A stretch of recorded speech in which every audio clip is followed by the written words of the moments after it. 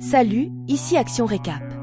La saison 1 de Squid Game présente un chauffeur malchanceux nommé Song Jae-in, divorcé, séparé de sa fille, très endetté auprès de dangereux usuriers et qui en vient à voler l'argent de sa propre mère pour alimenter sa dépendance au jeu. À l'un des moments les plus sombres de sa vie, Jae-in est abordé par un étranger qui le met au défi de jouer à un simple jeu de dakji pour de l'argent. Piquant l'intérêt de Jae-in, l'homme lui propose de gagner beaucoup plus d'argent en jouant à des jeux aux enjeux beaucoup plus élevés. Désespéré, Jae-in accepte, ce qui l'amène à être drogué et à se réveiller dans un immense espace de vie avec 455 autres personnes. Ce grand groupe d'étrangers porte tous un survêtement vert et est identifié par un numéro unique. Jae-in étant désigné comme le joueur 456, Jae-in et ses compagnons de jeu réalisent qu'ils sont tous piégés dans un lieu inconnu, protégés par des gardes masqués et des combinaisons roses, et qu'ils vont participer à une série de 6 jeux sur une période de 6 jours pour avoir la chance de gagner plusieurs milliards de dollars. Alors que les joueurs se préparent à leur premier jeu, Jae-in découvre que son ami d'enfance Cho Sang-woo est un autre joueur, surnommé 218, qui participe également au jeu. Il se lie d'amitié avec le vieux joueur 1, Oh Il-nam, et se mettent d'accord pour s'entraider lors des prochains jeux. Jae-in reconnaît également le joueur 67, Kang Se-byeok, qui a récemment volé le dernier argent qu'il possédait. Les joueurs sont ensuite conduits à leur premier des 6 jeux, supervisés par le mystérieux et masqué chef de file. Il s'agit d'un simple jeu de lumière rouge et verte, dont les règles consistent à courir d'un bout à l'autre du terrain de jeu avant la fin du temps imparti, en commençant chaque fois qu'une poupée mécanique géante dit lumière verte, et en s'arrêtant chaque fois que la poupée dit lumière rouge. Ce jeu s'avère mortel lorsque le premier joueur à enfreindre les règles est abattu. Cela alarme tous les autres joueurs, ce qui en pousse beaucoup à paniquer et à s'enfuir, entraînant un massacre généralisé qui se solde par la mort de plus de la moitié des concurrents. Jae-in et ses alliés, horrifiés, survivent à la première partie, conscients de l'enjeu mortel qui les attend. La mort de chaque joueur ajoute de l'argent à la cagnotte globale. Les participants votent à la majorité pour mettre fin au jeu et les gardes renvoient tout le monde chez soi, sans que personne ne reçoive d'argent.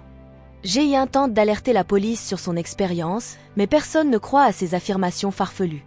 Personne, sauf l'inspecteur Wang Junho, dont le frère a disparu après avoir reçu une invitation à un jeu similaire. Malgré les horribles dangers du jeu, Jae-in et la plupart des autres joueurs réalisent que gagner l'énorme Grand Prix est la seule solution à leurs problèmes de vie et choisissent volontairement de revenir dans le jeu.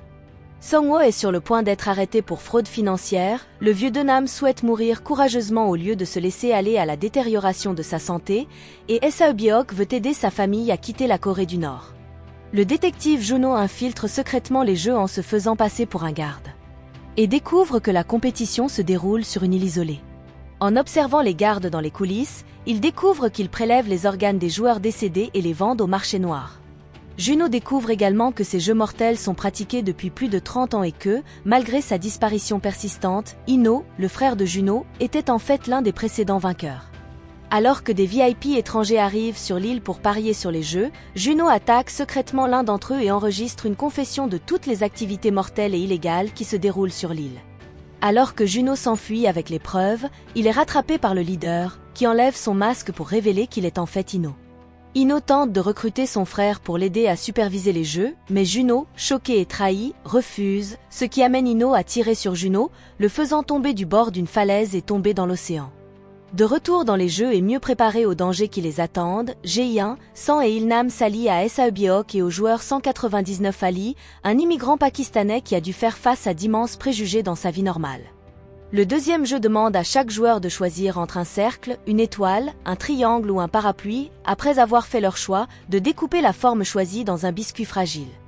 Malheureusement, Jae-in a accidentellement choisi le parapluie, de loin la forme la plus difficile. Malgré cela, Jae-in réussit à accomplir la tâche, aux côtés de tous ses alliés. Après la deuxième partie, le joueur sent un antagoniste, Deoksu, tue un autre joueur après l'avoir accusé d'avoir mangé plus que les rations de nourriture qui lui étaient allouées. Les gardes n'interviennent pas, ce qui a pour seul résultat d'ajouter de l'argent à la cagnotte finale. Ainsi, Deoksu se rend compte qu'il peut simplement tuer les autres participants pour faciliter sa position dans les jeux. Il forme une alliance avec des joueurs partageant les mêmes idées, dont le joueur 212 Migno, et ils organisent une émeute. Jae-in et ses nouveaux amis s'unissent pour survivre à cette nuit mortelle et se rendre au jeu 3. Le troisième jeu est un jeu de tir à la corde, qui oblige les joueurs à former des équipes de 10 personnes pour s'affronter. Deoksu trahit sa fidèle allié Migno en l'abandonnant pour former une équipe exclusivement composée d'hommes plus forts. Minho rejoint l'équipe de Jae-in et de ses alliés, et malgré une équipe apparemment plus faible, le vieux Il-nam aide ses alliés à gagner leur match en mettant en œuvre la meilleure stratégie. La 4e partie commence par le choix d'un partenaire. Jae-in fait équipe avec Denam, tandis que Sang-woo fait équipe avec Ali.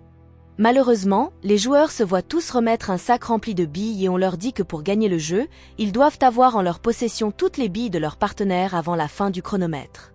Celui qui perd meurt. Jae-in et ses alliés sont tous dévastés par le fait qu'ils sont maintenant obligés de se battre les uns contre les autres. Tandis que Sae-byeok est traumatisé de devoir condamner quelqu'un à mort pour gagner le jeu, Sang-woo trompe froidement son ami et pour qu'il lui donne ses billes. Pendant ce temps, Jae-in profite de la démence d'Inam pour le piéger et gagner ses billes. Alors que le temps s'écoule et que Jae-in est déclaré vainqueur, Denam avoue qu'il a permis à Jae-in de gagner, car ils sont des amis de confiance. C'est ainsi que Jae-in quitte le jeu, désemparé par ses actes et par la mort d'Il-nam. Lors de la 5e partie, il ne reste plus que 16 joueurs, dont Jae-in, Sang-woo, Sae-byeok, Deok-su et Minho. Le jeu suivant est Glass Stepping Stones, où les concurrents doivent traverser un pont fait de panneaux de verre, dont certains peuvent supporter leur poids, et d'autres se brisent et entraînent le joueur dans une chute mortelle.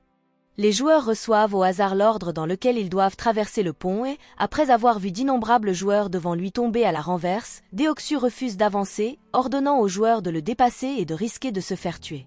Ils doivent se sacrifier pour révéler le bon chemin, sinon ils mourront tous à la fin du temps imparti. Toujours amer d'avoir été abandonné par Deok-su, Minho choisit de se sacrifier pour s'accrocher à Deok-su et les faire tomber tous les deux dans la mort. Alors que le temps presse et que les concurrents n'ont pas encore traversé le pont, Sang-woo sacrifie froidement le joueur devant lui pour révéler le mauvais chemin, ce qui lui permet de traverser le pont en toute sécurité aux côtés des seuls autres survivants du jeu, ses alliés Ji-hoon et Sae-byeok. Jae-in se rend compte que son ami d'enfance Sang-woo est prêt à tout pour survivre, même s'il doit se retourner contre ses propres alliés. Malheureusement, cette connaissance ne peut l'aider à empêcher Sang-woo d'assassiner Sae-byeok, ce qui fait de lui et de Jae-in les deux derniers joueurs. Le jeu final est le classique Skid Game de la cour d'école, auquel Jae-in et Sang-woo jouaient ensemble lorsqu'ils étaient enfants. En fin de compte, Jae-in bat Sang-woo, mais ne veut pas que son ami meure, et le supplie de renoncer à l'argent et de partir ensemble en vie et en bonne santé. Mais Sang-woo refuse cette offre et se sacrifie pour permettre à Jae-in de gagner l'argent. Jae-in rentre chez lui et découvre que sa mère est morte pendant son absence. Un an plus tard, Jae-in est un homme riche, mais fortement traumatisé par tout ce qu'il a vécu, ce qui le conduit à refuser de dépenser ses gains. Jae-in est alors invité à rencontrer Inam, qui, étonnamment, a survécu au jeu, mais se trouve maintenant sur son lit de mort. Inam révèle qu'il est en fait le créateur original du jeu, créé pour divertir les riches qui s'ennuient comme lui, et propose à Jae-in un nouveau pari basé sur la décence humaine. Un seul passant aidera-t-il un étranger ivre avant les 12 coups de minuit? Jae-in accepte le pari et est soulagé de voir l'ivrogne recevoir de l'aide. Inam, témoin de sa perte, succombe à sa maladie et meurt. Sa foi en l'humanité maintenant restaurée, Jae-in sauve le frère orphelin de Sae-byeok et le confie à la mère de Sang-woo, leur donnant à tous deux une partie de ses gains pour vivre en sécurité. Alors que Jae-in s'apprête à rendre visite à sa fille dans l'espoir de se réconcilier avec elle, il voit un étranger se faire recruter pour jouer à la prochaine édition du Skid Game. Jae-in abandonne alors son projet de rendre visite à sa fille et choisit plutôt d'infiltrer le nouveau jeu et d'arrêter le cercle vicieux de la violence. On est arrivé à la fin de la saison 1. N'oubliez pas de vous abonner et me dire vos avis en commentaire. Et merci de votre soutien.